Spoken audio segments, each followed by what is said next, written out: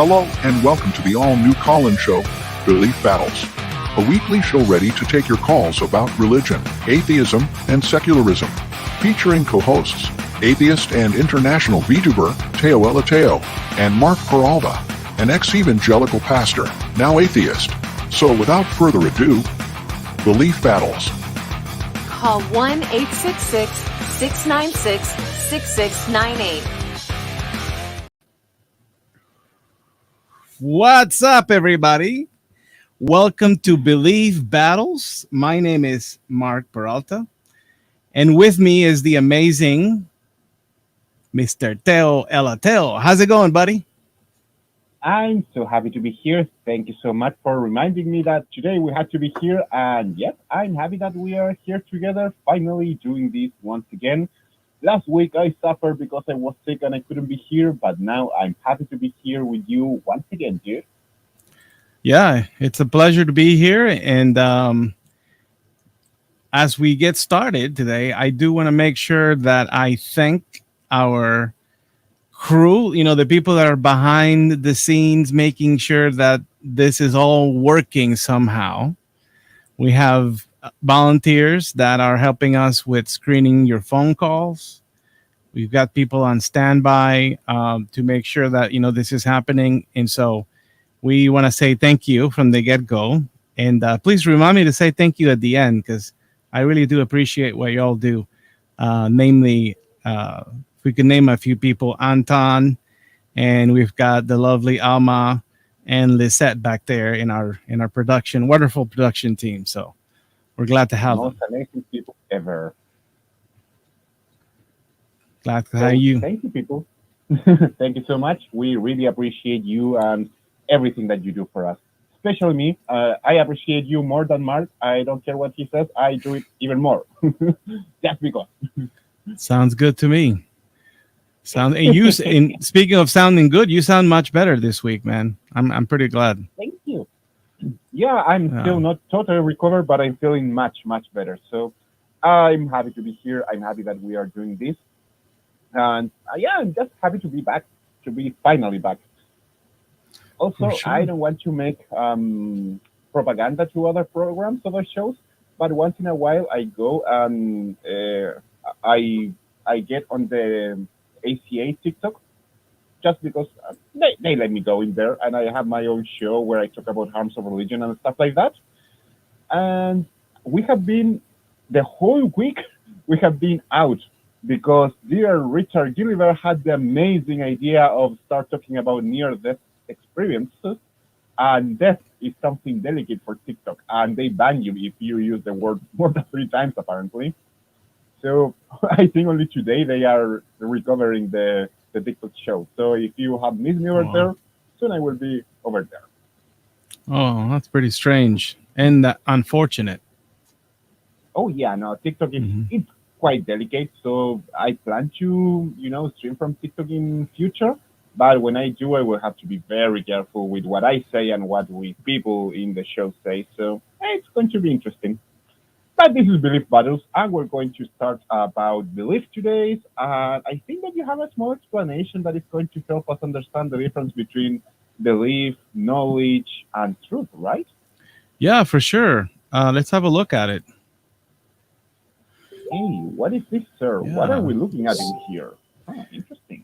So someone shared it on Facebook, and I thought that it was so interesting to consider and talk about as we are starting our show today, which if you're just now tuning in, we are Belief Battles, and we are a safe platform where you can call and argue the existence of God or argue for your beliefs in the supernatural. And we are here to take your calls, and you could do that through our 1-866-696-6666. Wait, I said that wrong. What is the phone number? 1-866-696-6698. Or you can also log in through our link that's posted on the live chat pinned to the top through StreamYard. So going back to our diagram here, it looks as if knowledge, and a lot of people talk about ooh, I know God to be true. I don't know if you ever hear that from apologists or just people in general when they want to talk about their beliefs. Yeah, I feel it in my heart, therefore I know it's true. Yeah, I Tell just us know more. it's true, and I think that I was one of those at some point in my in my faith years, my faithing years, and Mhm. but to know something, it's what does it mean when you say that you know something, or what is justified knowledge? And I think Well, this diagram right here does a really wonderful job. Um, okay. Hmm. so on the surface, or at the very basic here, we've got three. It's a Venn diagram. So you've got three circles that are all converging into one, and the overlaps kind of say different things. So this right here, if you for you to have knowledge of something, true knowledge, you must possess all three of these things here: belief, justification, and truth. Because it's not enough just to say, well, I have the truth, I know the truth, or whatever truth that is, and I believe it to be true, but you may not have enough reasons or the right reasons. You may have arrived at it was a lucky guess. So that's where you see the overlap between belief and truth. Without justification, you just have a lucky guess. So that's one scenario. Another scenario is where you may have the truth of something, you may have enough reasons to believe it or be justified in believing it to be true, but you just don't think that it's true. You don't believe it to be true. In that case, you're in denial, and that's the other overlap. It's when you should believe something, but you just don't.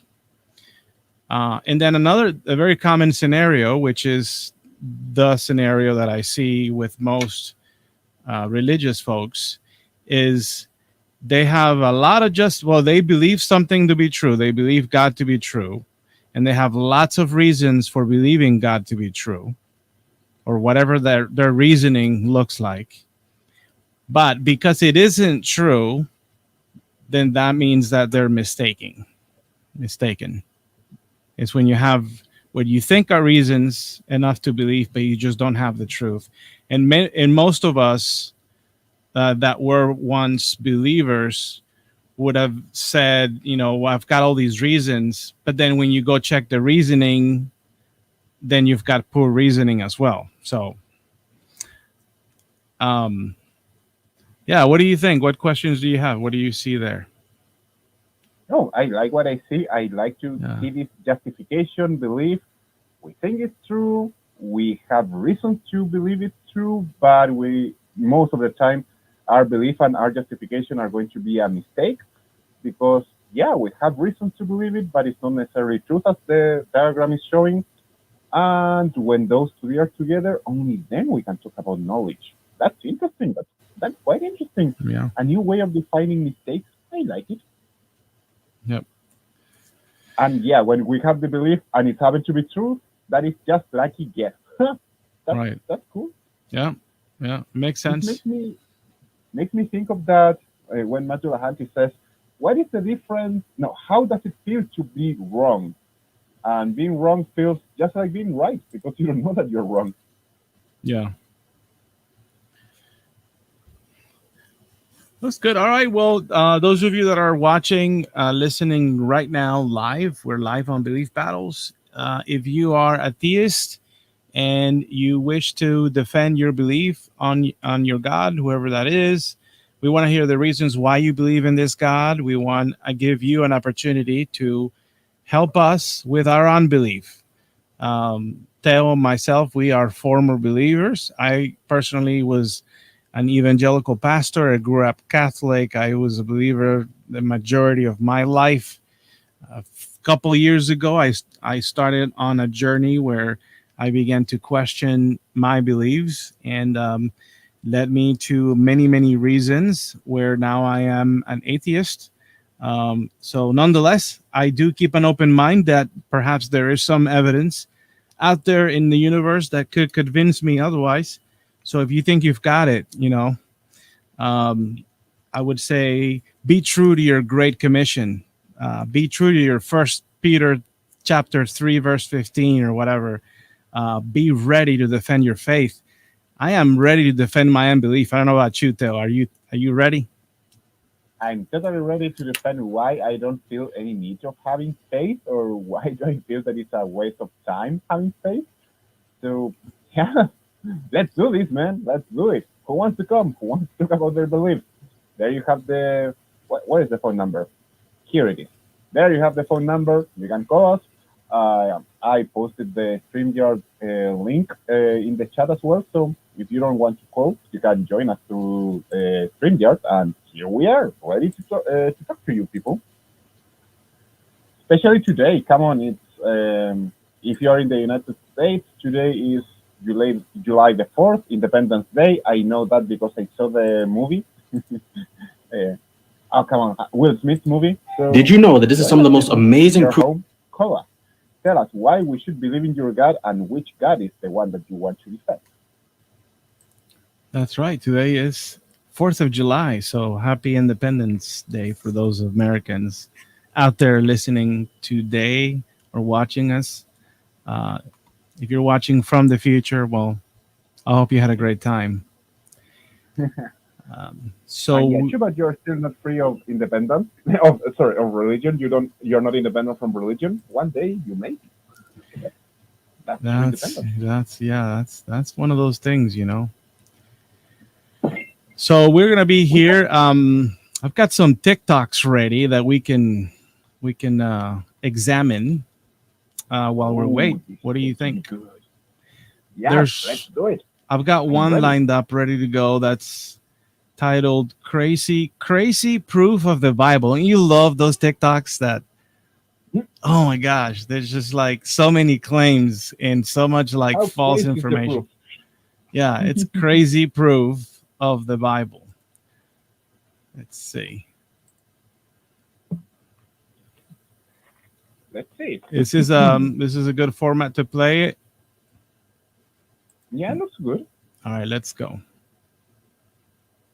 Did you know that this is some of the most amazing proof that the Bible is true that most have never seen?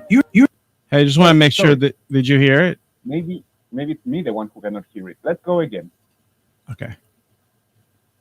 We'll do a little test. Did you know that this is some of the most amazing proof that the Bible is true? So did it work? It works. There is some echo though. Oh no! I think it's for Alma because she's on StreamYard. Okay. All right. So I'll go ahead and play until I hear you say stop, and we'll talk about it. It's only 45 seconds, but I think he kind of jumps through different things. There is some echo according to people in the chat. There's an echo. Mark, or is it me as well? So this is what happens when we are not totally ready. Check 1 2. Am I the guilty one? Maybe I need to mute. I muted already.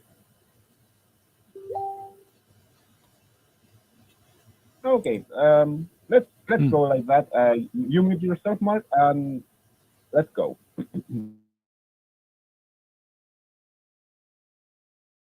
Did you know that this is some of the most amazing proof that the Bible is true that most have never seen? You heard the story of the Tower of Babel. If you remember correctly, God said that because they were able to build the tower, that nothing would be impossible for them. But here's the crazy thing. Archaeologists have actually discovered the real location of the Tower of Babel.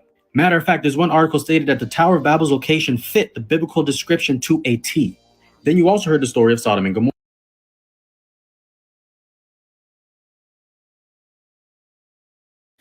All right, so I'm gonna pause right there because now he's gonna talk about something else. But let's talk about the Tower of Babel. What is that evidence? Do you know? Something that didn't exist. How can there be evidence for a tower that never existed unless it was just a regular tower? But when you start studying languages, you do understand how languages have been formed. You do know how they were evolving during thousands of years. That's why we know that Portuguese, French, and Spanish, all of them come from Latin. and that's why we call them Latin languages. That's why we have Latin America and all of that. Um, I think those were called Roman languages as well. Well, Mhm. but the point is that we know that these languages come from Latin. We know how they have been evolving. We know what happens with them. Therefore, we don't need silly myths such as the Babel Tower. We totally understand how things happen. We totally know why the Babel Tower is nothing but a silly myth. So it's quite sad to have people like this guy trying to believe in those silly myths. Yeah, for sure. And yeah, so that's one of the big claims of that story is the whole origin of languages. Hmm. And you hit it right in the nail. That's not how languages work. Exactly. And so that's one problem. The other one, I think the angle that he was trying to come from was that there was archaeological evidence. And that's another thing that he's wrong about, in that what he may be referring to is, Let me guess. He's go ahead. listening to a guy called Ron Wyatt, isn't he? Isn't he? Well, I don't know if I don't think he cites anyone in particular, but I think what he may be referring to is not archaeological evidence for the Tower of Babel, but rather archaeological evidence for a ziggurat, which is sort of like a pyramid with a temple at the very top, Mhm. dedicated to god Marduk. And so Mm. that actually existed. And so what is possible, because that's not a tower, it's a ziggurat. What is possible is that Genesis is more like, rather than telling a historical event, Genesis is doing a polemic, made up myth against not just the ziggurat, but Babylonia in general as a metropolis, as the pinnacle of civilization, in a way of How did you saying, get there? I'm in charge of this, and look how I, Yahweh, can take down this project. And so there's the tower is completely mythical, and it's not true. And they're totally wrong in claiming that as something like evidence.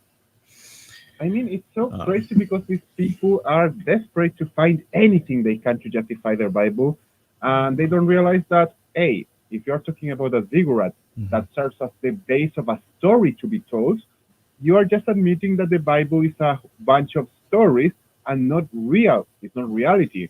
The Tower of Babel never existed. It was just the base of a pyramid, and that's it. But it's not real. It's just a bunch Yeah. of tales. So that's not evidence about anything besides what we already know, that the Bible is a bunch of tales. That's it. That's right. And what we also know about that ziggurat in the temple dedicated to Marduk was that it was not about the height. It was not about building something that was so tall that would reach the heavens, which is, I think, part of what Genesis is trying to say. Because if anything, the way that ziggurat was built, if indeed that's exactly what it's referring to, it has seven levels. So it has seven stories, and there's something about the number seven. It was built like that for a purpose. And so it doesn't really stand much taller than one of the pyramids from Giza. It's not a very tall. I mean, it's tall. It's tall for antiquity, or would have been tall for antiquity, but it's not necessarily something that you would look at and be like, wow, that's reaching the heavens. No, because that wasn't the point. The point was that the was believed was that the spirit of Marduk, which was at the time considered to be the chief god of the Babylonian or the whole Mesopotamian religion at that point, resided inside the temple of that ziggurat, and the king had access to that spirit and would communicate with. And so it was not about the height, but it was about the story and the belief system that was already in place. And so yeah, Tower of Babel, it's not historical. Not at all. Um, Do you want to check the rest of the TikTok thing? Yeah, sure. Let's get back to it. I think he's going to talk about Sodom and Gomorrah now. Let's see. And Gomorrah, how God rained down fire from heaven and turned Lot's wife into a pillar of salt. They found the actual ruin of Sodom and Gomorrah with sulfur hidden in the ground.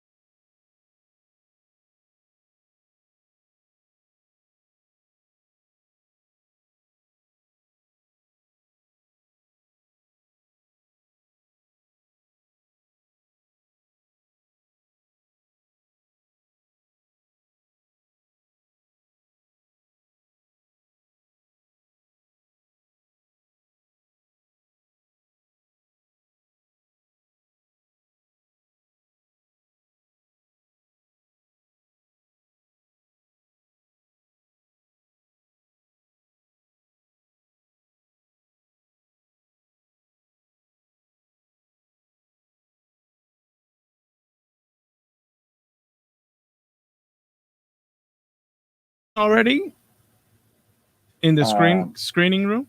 Apparently, we had no sound until now, which is sad that they didn't explain before. And yes, we have somebody in here. No, oh yeah, here we have a caller, but we still don't have the information. I will ask this person to tell us who they are and what they. Oh, sorry, here it is. Christina. She was baptized as a Christian. Hi, Christina. Can you hear us? Yes, yes, I can. Oh, thanks for calling us. Hello, Christina. Hi, how are you? I'm doing awesome. Thank you for calling. Yeah, thank you. First, I guess I just want to say, like, I had no idea about your guys' YouTube channel until a matter of just a few minutes ago when my colleagues are sitting here watching it. I can see from across the office that they're just intrigued by your YouTube channel, and they had asked me to call in and participate and talk. So, um, basically, I guess what I want to say is I was baptized as a Christian. I was very much a huge believer all through my childhood, basically up until the age of 18. Like, I went to church every single Sunday. I was part of two different youth groups, and attended church like another 2 or 3 times throughout the week for those reasons. Um, and then I went to university, and I um, went to a science-based program where every single paper, every single thing that I had to write had to have scholarly, researched, backed up articles, evidence-based research articles, and it started to make me question my beliefs and, I guess, religion. And anyways, long story short, what I can confirm and say that as of now, I do not consider myself a Christian, as my beliefs have changed, but I would consider myself a secular humanistic because I do believe in spirits, and I do believe that there is a power of some sort. There's energies that I do believe in. To clarify, I am now a registered nurse, and the reason why I consider myself a secular humanistic is I have unfortunately had a lot of patients pass away throughout COVID and before that. And it's amazing to have spoken to someone, been talking to them, caring for them, run a code after they pass away. And once we have ran chest compressions for literally 10, 12, 15 plus minutes, and then the doctor finally calls it and says, time of death, it's very interesting to be standing in that room and feeling the energy of that dead body. So yeah, that's where I'm at now. I am a believer as a secular humanistic. Oh, very interesting. Sorry, sorry, Mark, but I need to take this one. For once, I'm happy that you have left something that I consider an extremely harmful religion. It's wonderful that you consider yourself a secular humanist now. If you want to talk about the things that you believe on that are not related to religion, we can talk. To God and stuff like that. We can talk about that. Here, Mark and I, we both are ex-Christians as well, so we know how you feel. We understand. We are on the same boat than you are. And congratulations on giving that step. I know that is something hard, especially over there where there are so many religious people that would consider what you have done like, I don't know, like falling or failing something. I don't know. But let me congratulate you on that. Now, Mark, I wanted to say that. Yeah, no, I mean, I was just going to say thank you for sharing. It sounds like you're in a journey. I did want to ask you, though, when you talk about that energy that you experience, could you tell me a little more about what that looks like? Or how that feels like? I mean, it's been different in every sort of circumstance. But I do remember my very, very first code as a brand new registered nurse. And that was a certain situation where I was in the room, I was supporting them, I was helping transferring them from their bedside chair into the bed. And then following putting them into bed, I began just doing my assessment, taking their vital signs and everything. And then that's when they coded and their heart stopped working. And like I said, after many moments later, the doctor decided to call time of death. And it was just interesting because I literally spoke to this person. Just moments ago, I spoke to them. I talked to them. There was life. There was energy. They were thankful for the care that I was providing them. And then just suddenly, nothing. It was like, it's like the body, obviously the body was still there, but the energy, like it became so still. The room just became so still. Goosebumps on the back of my neck were like standing up, like I could feel that her presence was still there. Another example that I have is, I was working as a full-time nurse at a rural acute hospital. And I had a patient that I was taking care of for many, many weeks. And she had cancer. She was considered palliative and expected to pass away. And like I said, I had gotten to build such a phenomenal rapport with this lady. I was taking really good care of her, as was the rest of my team. And generally, when I get the opportunity to sleep, when I'm not working, I tend to be in a good REM. I know there's no waking me up. So it was just so odd. I still remember the night as though it was yesterday. It was many years ago. I think that was 7 years ago now. But I woke up from stone cold of my sleep, and I just woke up. It was just after 3 o'clock in the morning. And at that moment, like, I could feel her presence. It's weird because I lived in the next town over, where I was working, and I knew that this was something. Like, I could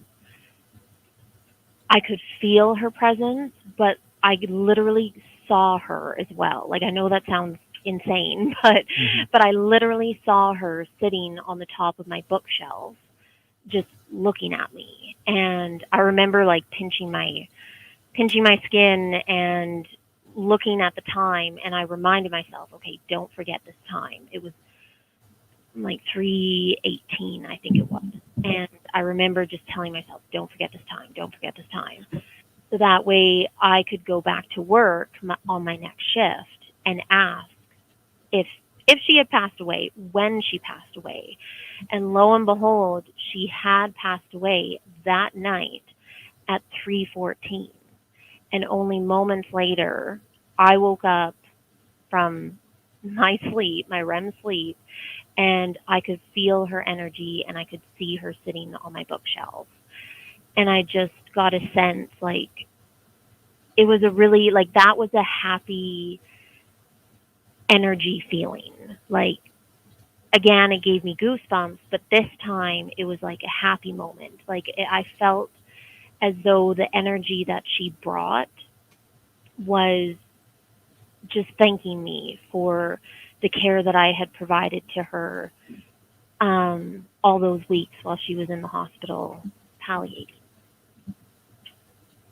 So I mean, every passing that I've dealt with as a registered nurse, has been different. But due to the experiences that I've had, that is why I'm definitely a huge believer of that energy, hence the secular humanistic.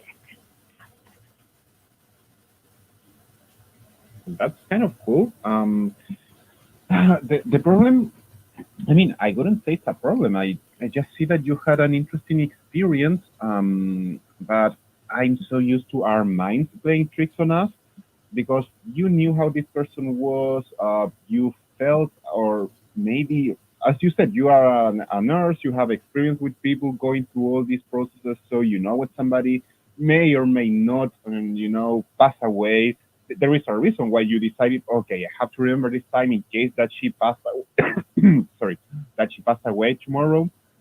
So maybe you were extremely worried about that. Maybe something like that has happened before and you don't remember. Maybe not. I cannot read your mind. I think it's a nice experience. I'm happy that for you, this gives you a nice thought that this person was thanking you. I have to be sincere. I think that probably most of it is on your mind. At the same time, I have to admit that we don't know everything in the world, so maybe there is a possibility that this could be true. I have no idea, but I'm just going to say that it's nice that for you this is a nice experience.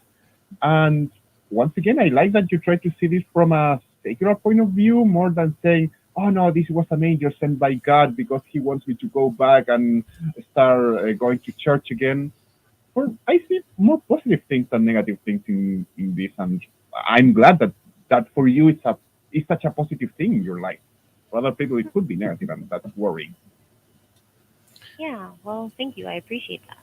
Hey, Christina, have you considered perhaps any other explanations as to why you might have experienced what you experienced? Because I feel like when like people, and we know this, like if you're a parent, you know this. If you have been in a relationship with somebody, if you've been a child of somebody that you had a relationship, you develop bonds with people, and in bonds, your brain is very complex, and there's a lot that your brain is capable of doing. Whereas in the event of something like a person dying or something traumatic, even if it's just a departure, I mean, I feel like I've had to say goodbye to someone that I knew that I was not going to see them for a while, and even that same day, you could still feel like you're with them, and if you close your eyes, there's a way in which you can experience some things that are not necessarily reality, but it could be a sensation. It could be a certain vibration, a certain temperature in the room. It could be something like even an aroma that reminds you of something, an experience, or a person that it just feels like it's bigger than just a memory that's just like data, right? And so that's why I kind of want to wonder is like, how would you be able to tell? Because it sounds to me like you're concluding that because you experienced some things that seem out of the ordinary with people that recently had passed away or were in the process of passing away, that therefore that there must be some energy or some God force or something out there, or even just to keep it simple, existence beyond this life. Hmm. Is that your question? Sorry. Well, my question is like, have you considered other alternatives to answering the question, why did you experience or how did you experience what you experienced? Okay. I mean, I am definitely someone who researches everything, and I have gotten to a Mhm. point in my life that this just seems the most plausible. Like I've definitely thought like, oh, this must just be a weird coincidence. Um, but like I said, this has happened to me multiple times throughout my career, Mhm. and I have just have kind of come to a conclusion that this I just do believe that every body has energies. You know, like when you walk into a room and there's like tension, you know, it feels like you're walking on ice, or it feels like you Mhm. can cut the energy with a butter knife, you know, like, or there's, you know, the Mhm. saying, the elephant in the room, you know. Okay, I do let's believe talk about that. that energy. Can we camp on that one? Because I mean, I like the fact that you have a sounds like you have a background in science. You're in healthcare. I happen to Yeah. be in healthcare myself, and I love science too. And so when you say energy in the science classroom, we can talk about different kinds of energy. Hmm. What energy are you referring to? Mm, off the top, I know exactly what. Because I know what you mean. Like someone comes in and you just feel something, right? You call Yeah, it energy. like you know, their mood, their just Mhm. basically in general, their energy, you know, whether it's a negative energy or positive energy, their the Mhm. body's energy of how they're feeling, their emotions, and Mhm. we carry that everywhere we go. Um, you know, it's like when you ask someone like, "Hey, how are you doing today?" and someone says, "Fine." You know, like it's so heavy, it's so deep, like Mhm. the way they say it, you know, their whole personal structure, you know, their tone of voice, their body language, everything, you get that energy that it's a negative energy. And so you can hopefully, if you're a good person, Mhm. you would be able to look at them and hopefully support them through that moment and be like, well, hey, you know, I'm just getting a sense that, you know, something might be going on or something might be happening in your life right now. And I'm really sorry for that. And if there's anything that I can do to help you or to support you in any way, just let me know. If you don't want to talk about it, then I accept that too. But just know that I'm here to help you if you need it. Mhm. Um, with that said, sorry, I do want to make a point that um, I grew up and came from a very, very, very religious town. And speaking of the whole Christian side of things, I think it's very interesting how in religion, despite what religion it is, because every single religion, there's almost like a hierarchy. There's an aspect of you have to behave this way, this way, this way, this way in order to be accepted as a good person and to be able to be accepted into that particular religion's heaven. And it obviously, if you're not a good person and, say for example, the Mormon religion, LDS, they are big believers that they do not drink caffeine. They don't drink pop. And so they're in their religion, if they were caught doing something like that, that would be considered negative points put onto them, which would really emphasis and affect them for when they pass away and affect their chances of getting into their heaven.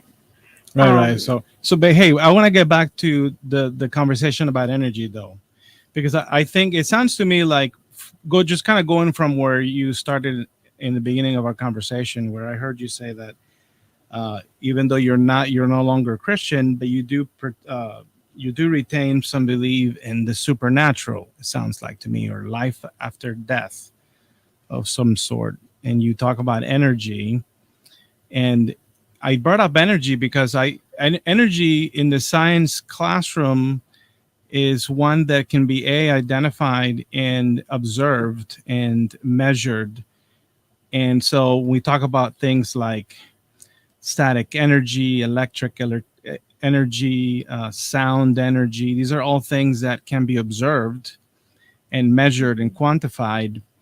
And so I agree with you in that part. And I also agree with you in that, each individual has sort of like their own thing going on, their own reality, and how they feel, the thoughts that are running through their minds, the things that they're doing, how they're dressed, how they look like, how they sound like, all those things, when perceived by another person, can also make us feel some things.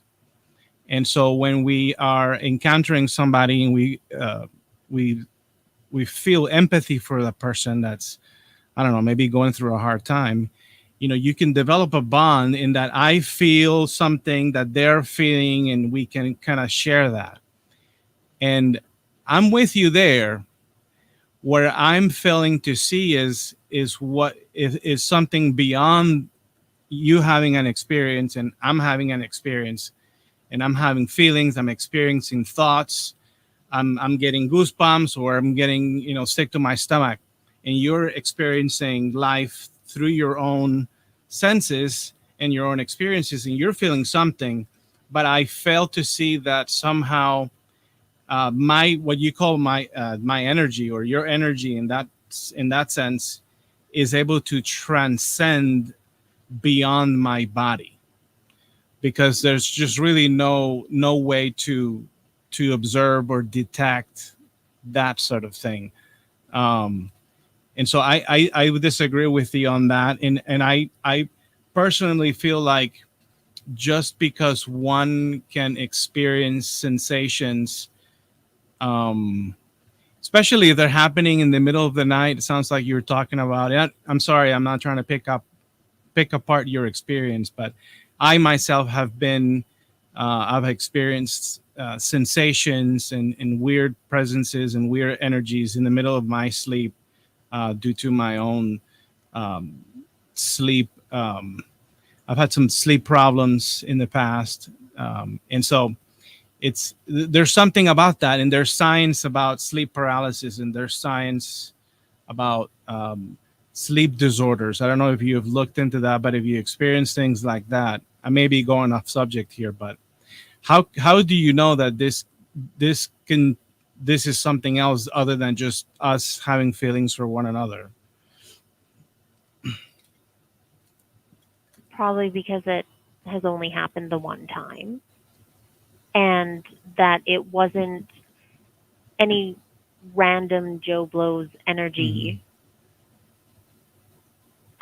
but it was specifically her energy that I felt. It was her that I saw sitting on my bookshelf, in addition to the timing. So remember how I had said, like, remember this time. It was 3:18, 3:18 in the morning. And I wanted to remember that time so that when I got back to work, I could ask and figure out, when did she pass away? Well, she had passed away that exact moment only minutes before at 3:14. So at 3:14, that was when the doctor called time of death. And it was only a matter of moments later when I woke up, I finally gathered myself and gathered reality and looked at the time and was like, okay, don't forget this time. 3:18. Ooh, So sorry to interjecting here, but there is something interesting because you just said, when I woke up, do you mean that when that you saw this person while you were sleeping, or you mean that you saw this person, you after that you went to sleep, and then next day when you woke up, you started to do this whole process? And I don't want to just destroy your whole thing, but I want to deal into the details because for me this is very interesting. yeah, no, absolutely. So to clarify, like I said, like I went to bed the night before. Hmm. I went to bed, I was asleep, and then at about, I don't know, roughly few moments before. So like I remember the time of 3:18, but it was moments before when I woke up. So I woke up and I just out of my deep REM sleep, I literally woke up and I was immediately felt the energy and the presence of someone in my room. And that is when, like, I'm looking around and then I saw I saw this shadow, let's say. I saw this shadow and it was just sitting on the top of my bookshelf. Sure. And then when I began to like look into the situation, I was like, oh my goodness, like that looks like so and so. And then when I like looked at the time, that's when looked at the time, I saw it was 3:18 on my clock. And I told myself, okay, don't forget this time. Don't forget this moment, 3:18.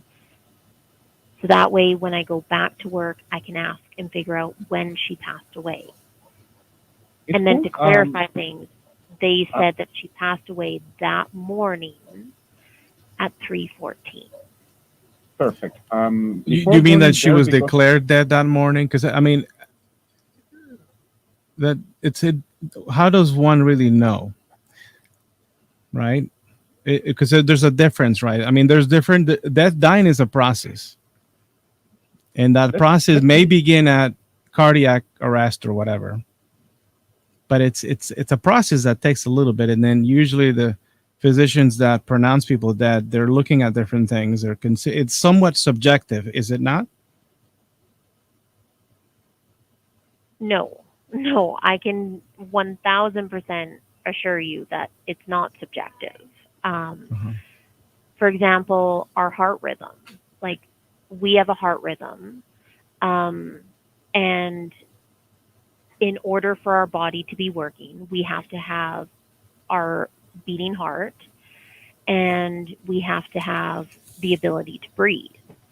And in drastic measures, when there's someone who is considered in where I work, it's considered R1. So R1 means that we can resuscitate.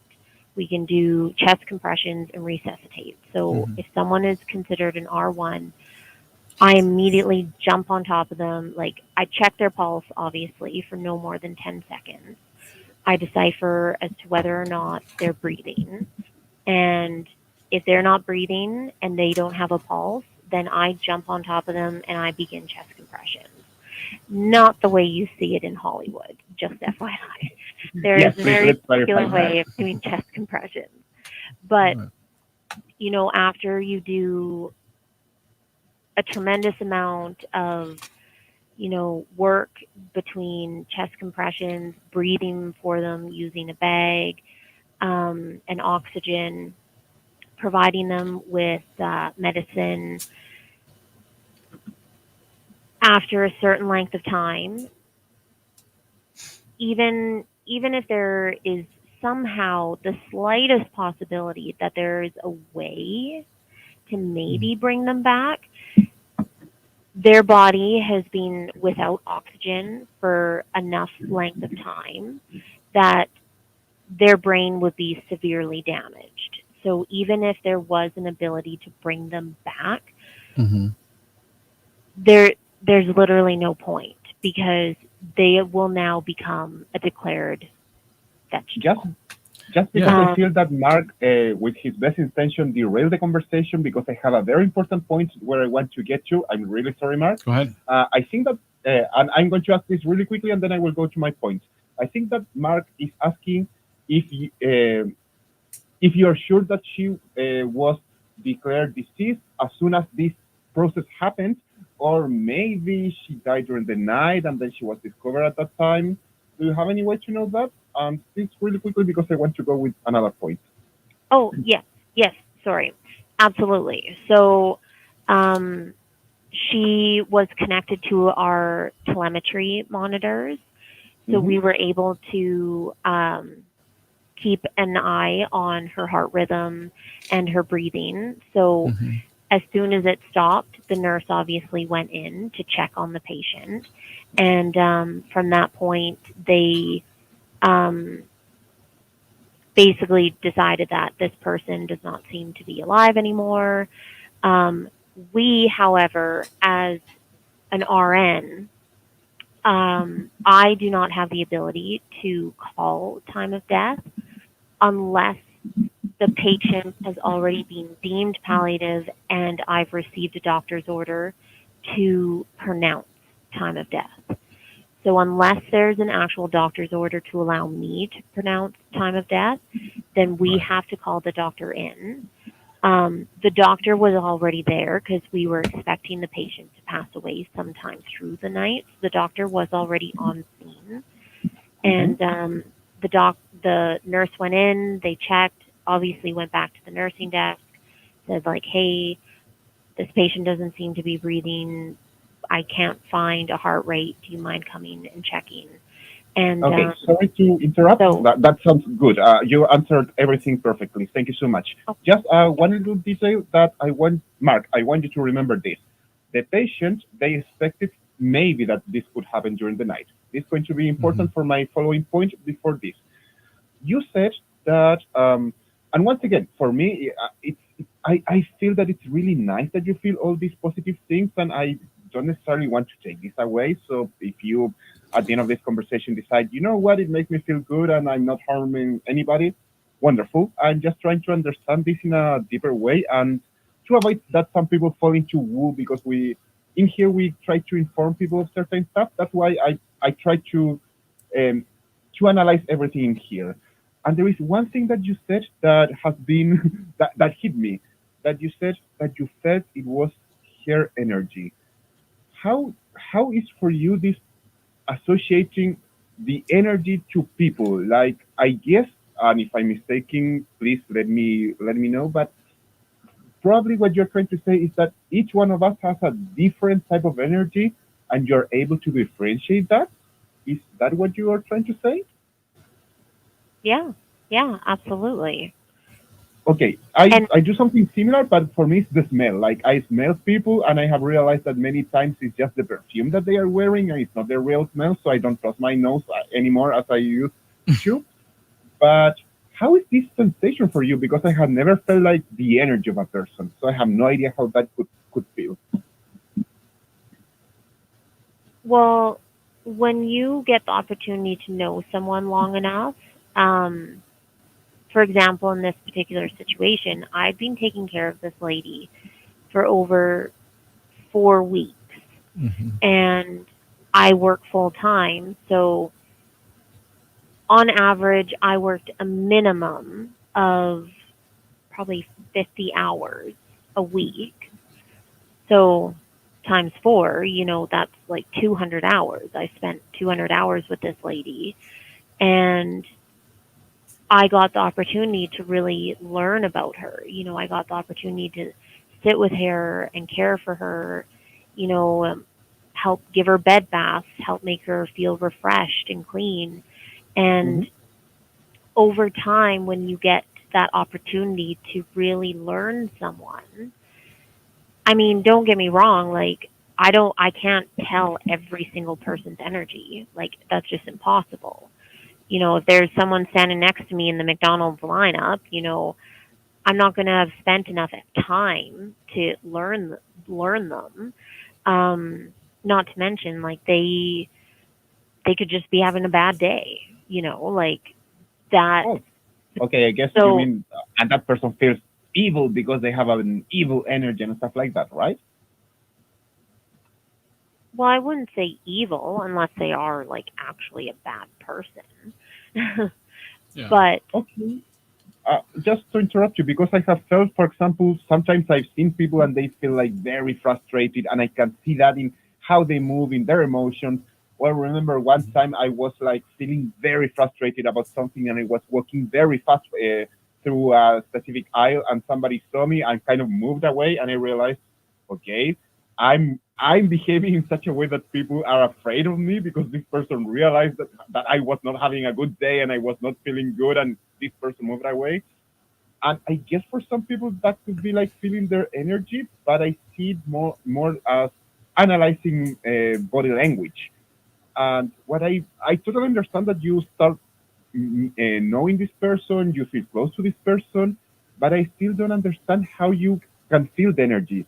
I know that it's going to be hard for you to explain it, but what do you mean by feeling somebody's energy? Like, you don't look at the person, but you feel this person. How does that feel? That worries me a little bit.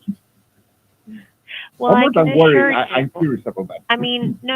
I'm going to pause you right there for a second because I want to assure you I've never been diagnosed as a schizophrenia. Oh, I I was do not not thinking hear about that. Don't voices. worry. Like, I I promise just you, want to assure you that I'm I I'm promise not to you, mentally I wasn't ill. thinking about that. And thank you for explaining it, but I promise I was not thinking about that. But I do want to say that you seem very fixated on the aspect of me saying energy. But it's so much more than that. Like you had just expressed body language. Absolutely.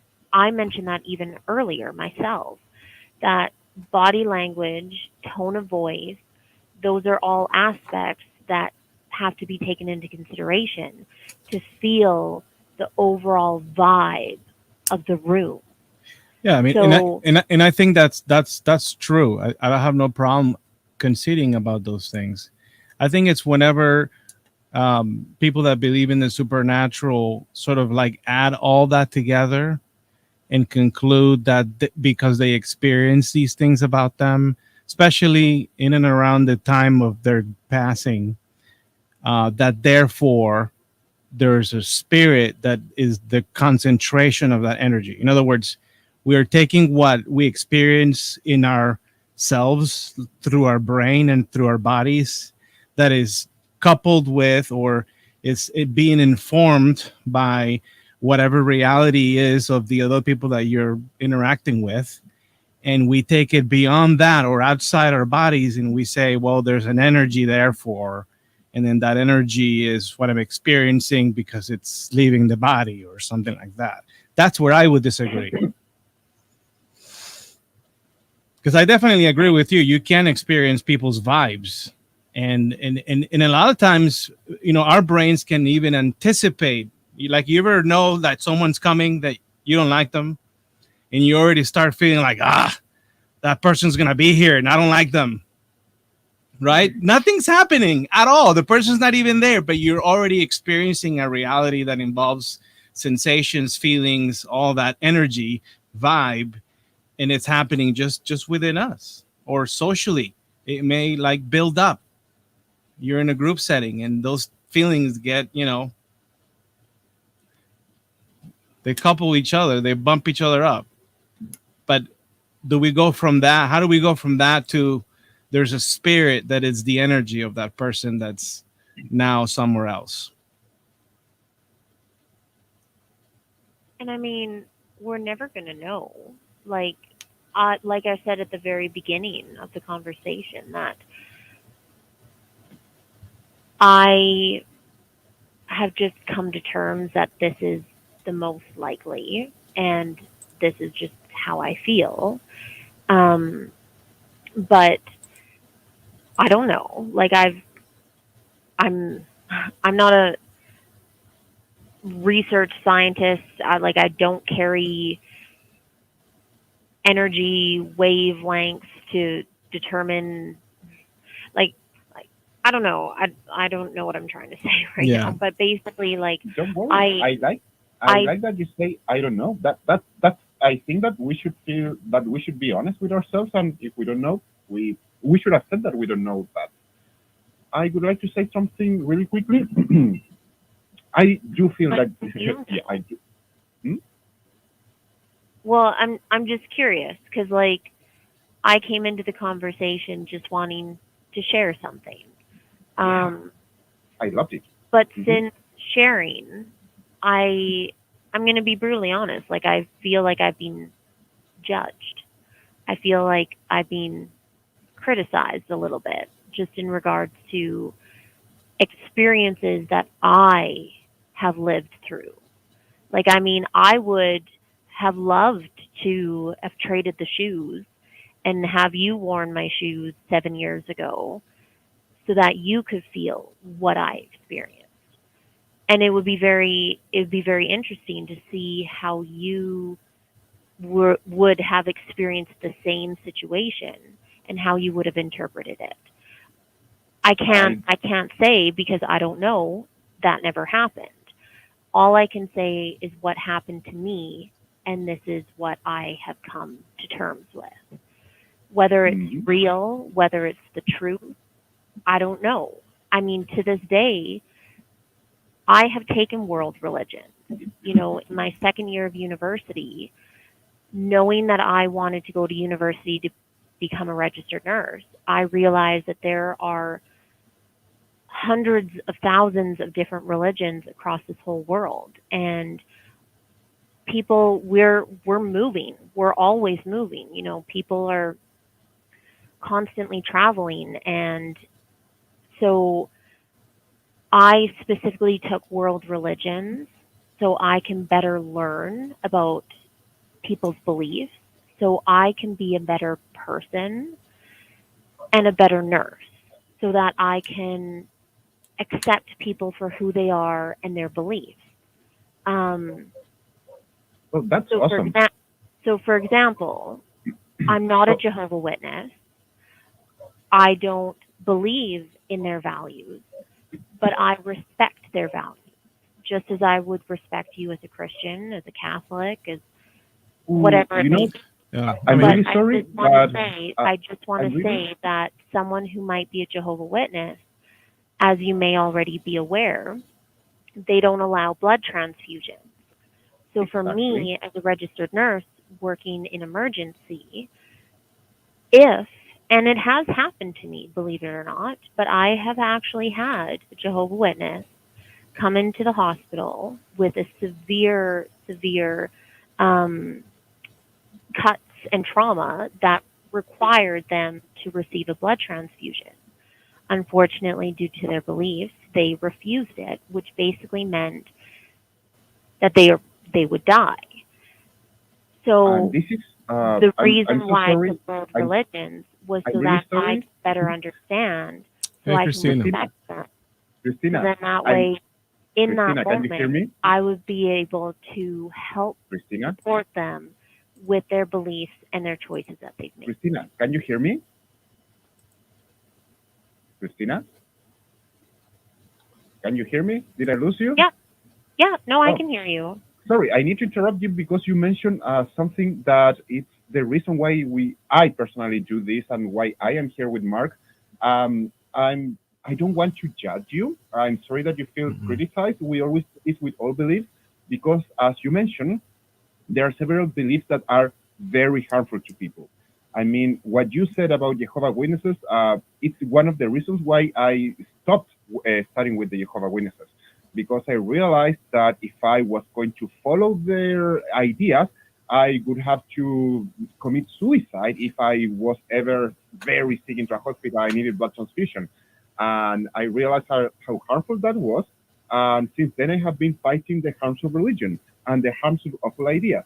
As I said, I feel that what you had, it's for you very positive and very nice, but you have to be aware that other people can take what you felt and turn this into a harmful way of taking advantage of old people.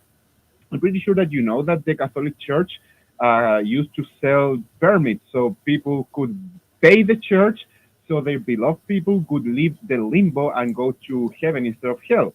And this happened for a lot of time. And nowadays we have something similar in which people say, no, no, no, yeah, I totally can talk with your dead child. Just give me this huge amount of money and I will give your dead child whatever this child wants to know.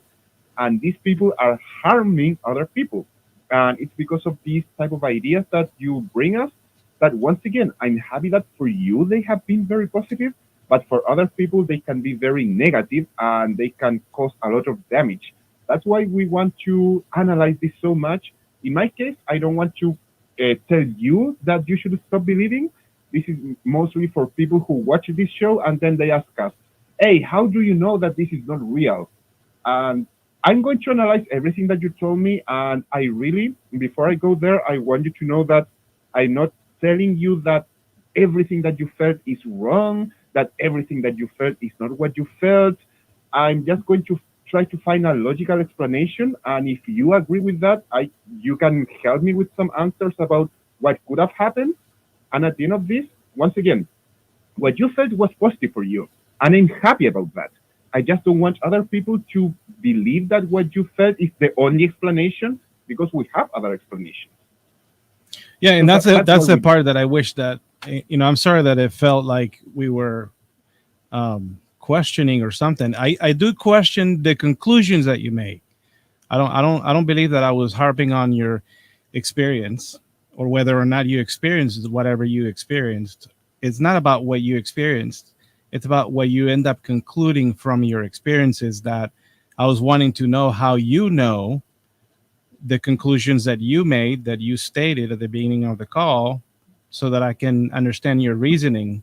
So I'm sorry that I felt like I was chopping at your story. I was just really wanting to understand how you come to conclude what you said. and before you answer, I promise now you will have your turn, Christina.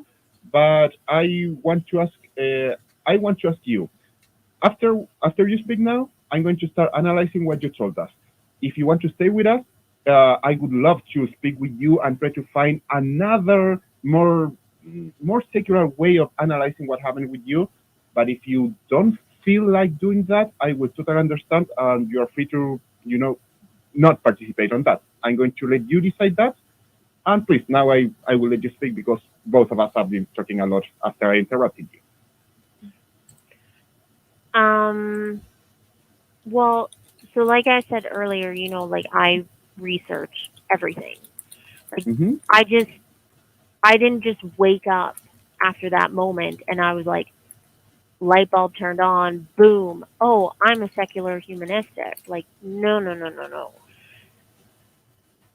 I have just come to terms with the beliefs that I have, that over time and after everything that I've looked into, this just seems like the closest to what I feel and what I believe.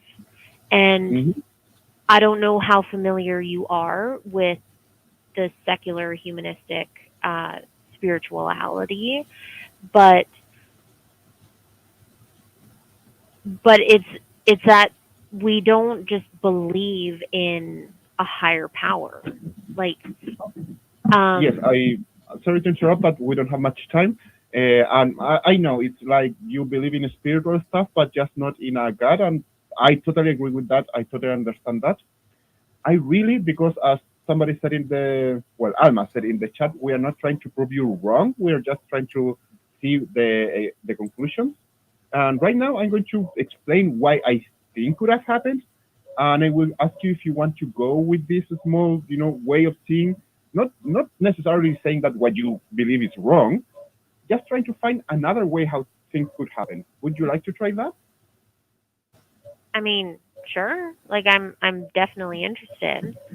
I Cool. will have to admit, like I have a phone call that I have to make, and I'm still at work. So I personally can probably only provide just a couple more minutes of my time. But I Wonderful. do Let's know do this. that my colleagues are still interacting and looking in and watching. So Let's do this really they quick. Don't worry.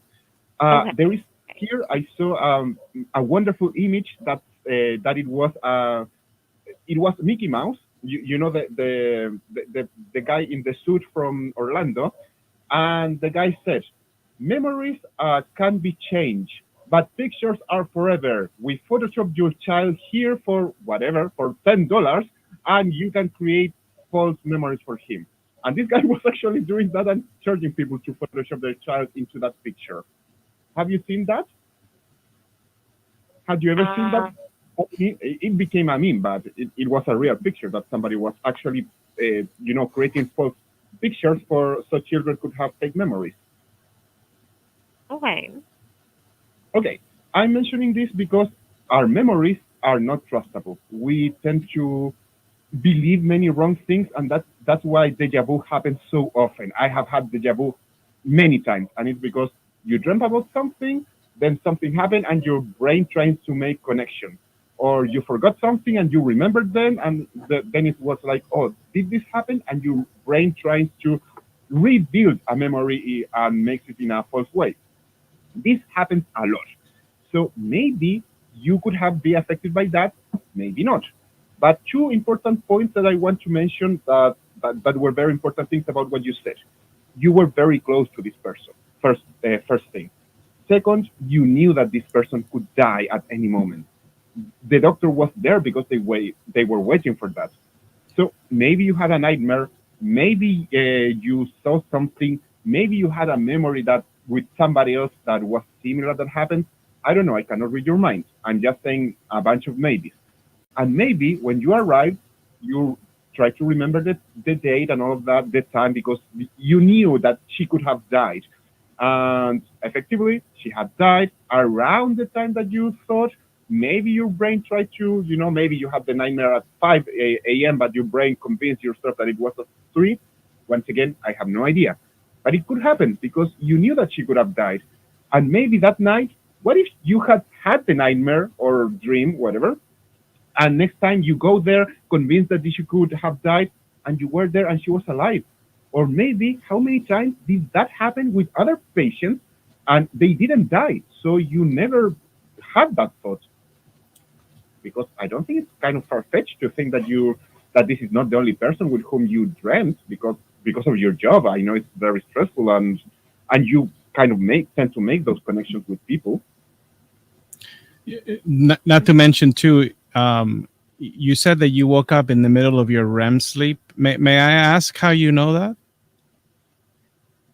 Oh, I've had multiple sleep studies done and completed over the years. Okay. So I know typically on average when my REM sleep starts and finishes. Do you know? Thank you. Do you know what is possible or what typically occurs during REM sleep cycle, in addition to like the usual stuff like rapid eye movement that people talk about, or that you can observe? Yes. What's that? What do you know? Well, I mean, I don't want to get all into it because, like I said, I do have to go, unfortunately. But Okay, well, I'll just jump right to it. During REM sleep, you can have hallucinations, and if you wake up in the middle of REM sleep, which is not supposed to happen, a lot of things can feel pretty awkward because your brain is not really. It's not meant for you to wake up during a REM sleep cycle. And Christina, as you said that you don't have much time, I will invite you to call us next week when we are here again. Yeah. I can tell you about my experience with being possessed by demons while I was sleeping, and maybe we can talk about that a little bit, and we can share and see if there are similarities with your experience or not. Sure, that sounds lovely. Cool. And thank you so much for You have calling. been an awesome person. Mhm. Thanks. Yeah. All right. Well, take care, and it All was right. lovely meeting or talking to you guys. Thank you. Thank you. Likewise, it was great talking with you. Thank you, Christina. Bye-bye. Bye. Bye bye. Mark, I wish All we right. had more people like Christina calling. She's amazing. Yeah, that was good conversation. Yeah. I wish we could get into a lot more, like deep into it. If you're still listening for some reason, I would encourage you to look into REM sleep disorders and just understand what's going on in the brain during REM sleep, which if you're waking up during the REM sleep cycle, oh man, there's a lot that science can explain as to your experiences than just to conclude that the person's energy is causing you to have experiences or feelings or sensations. Mark, do your homework. You bring that information next week. Come on. Yeah, maybe I We can do should. it. Yeah, yeah. I mean, I was a sleep tech. I've done sleep studies, and so I understand a little bit. I'm not an authority on it, but I know a little bit. I know enough that there's a lot going on during REM sleep that you could conclude mistakenly about reality. There's a whole history about sleep paralysis and other sleep disorders that involve, waking up during REM sleep and so forth. Okay, Pat. This has All been right. a lovely time. We were talking almost 1 hour with Christina. She was totally amazing. So thanks for sending her in our way. And I'm going to let's talk about that next week, so I can start talking about my possession and all of that, and Okay. and you will understand why I'm. I mean, I have talked about that so many times that most of you already know, but for people who don't know why I say that I was possessed while I was sleeping, I will be talking about that next week. If Yeah. you are from the future watching this episode, watch the next episode. And if you're watching now, next week we will be talking about that, and Mark will explain many things about sleeping. Yeah. I used to believe that I had demons actually visit me at night. Yeah. You silly Mark. Yeah. Felt them, I saw Yeah. shadows. I felt them over my chest. Yeah. Okay. Until Let's I not read the spoil signs. next week, okay? Yeah. Let's not spoil next week's episode.